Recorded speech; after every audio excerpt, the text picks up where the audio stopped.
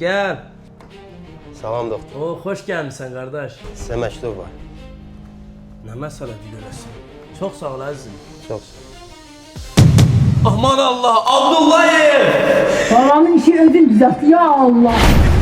Doktor ne olub? Salamatçılıqdır. Salamatçılık değil. Bundan artık ne olsun? Dünyanın dört bir yerinden en savadlı hekimler görüşe çağırılır Amerika'da. Onların içinde biri benim.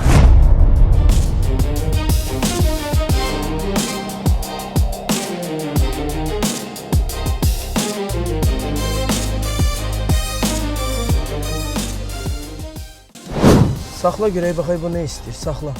Buyur qardaş, nə məsələdir? Zəhmət olmasa ərazini tərk edin, çünki bir uçuşlar dayandırılır.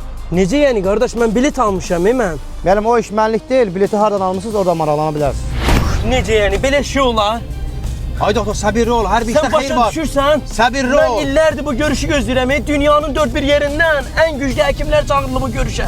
Mən də orada olmalıyam, 3 gün vaxtım var. Darıxma, 15 dəqiqə sonra avtovağzaldan Bakıya Vita çıxır. Mən səni çatdıracağım orada. Çox sağ ol qardaş, Allah razı olsun. Doktorum, Görüşərik. sən bir də səbirli ol, sən bir də əzə çəkmə. Bir də baxım görüm Bakıya Vita varmı yoxsa yox. Bir də səbirli ol.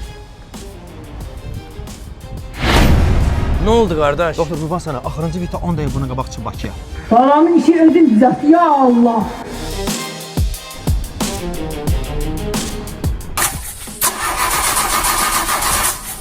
Nə oldu, bu kimi işləyirdi? Ay qardaş, buna nə oldu? Sənə qurban olum. Samolyot orada belə oldu, avtobus belə getdi, indi də bu belə oldu. İndi biz nə edəyək? Səbirli Bu ol, çöllü qardaş. bir avanlıqda. Səbirli ol, qabaqda kənd var. Gedəcək ora, maşına baxdıracaq, düzəldəcək, gedəcək. Darıxma, səbirli ol.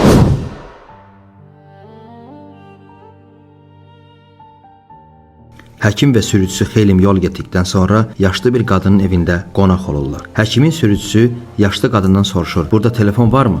Yaşlı qadın cavab verir: "Burada nə ki telefon, işıq da yoxdur." Həkim deyir ki, o zaman çayımızı içib yolumuza davam edək. Yaşlı qadın isə israrla gecəni qalın, səhər yolunuza davam edin. Həkim və sürücüsü başqa çarə olmadığından təklifi qəbul edirlər. Həmən gecəni orada qalırlar. İlahi babamın işi ödün düzelttiren ya Allah.